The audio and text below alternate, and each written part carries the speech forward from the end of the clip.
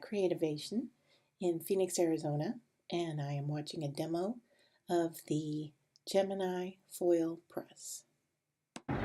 All right, so I'm going to cut and foil at the same time here, and because I'm going to do that, it's a bit thicker, so the instructions tell me if I'm going to cut and foil at the same time on cardstock, I'm going to want to go up to 45 seconds of heat. So I just press start. And the regular foil was just 10 seconds. The regular foil on cardstock was just 10 seconds, but now we're getting a little more, fancy. Okay, we can wait a few more seconds. Grab some cardstock.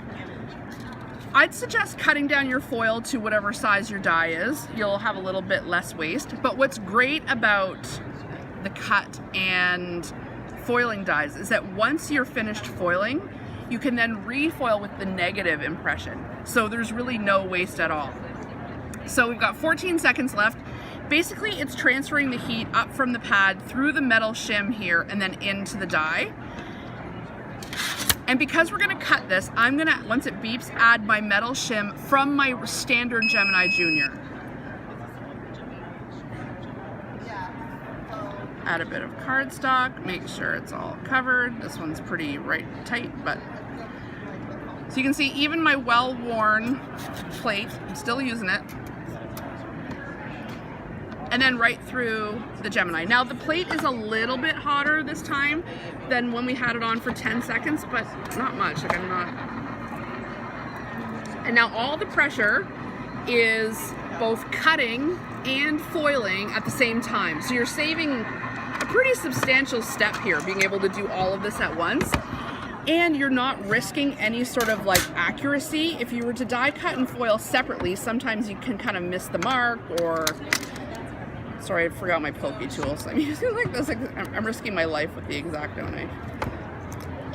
All right, so even just this on its own cut out is pretty nice, but wait for it. And it's still got that same nice texture, debossed. And then you can go ahead and use the negative image, because it's perfectly cut out, to be a card front on its own, and that will be foiled. I see what you're And so saying. no waste at all, because that's a perfectly good shape. That's great. It's pretty fun, this one. Pretty fun. And you can do it on tons of different... So we're doing a ribbon. This is the ribbon, yeah. And just plain craft store ribbon, it's not like you have to buy specialized kinds of anything, really. The only thing you need to make sure that you have that's the right thing is you need foil that's thermal foil, that's heat transfer foil. All right, so here's our ribbon. The die is there. What a nice transfer, eh? And it's not rubbing off at all, because it's literally bonded there with the heat. So now imagine you have a big long ribbon and you kind of go wedding, or you put their initials or something like that and then wrap their gift.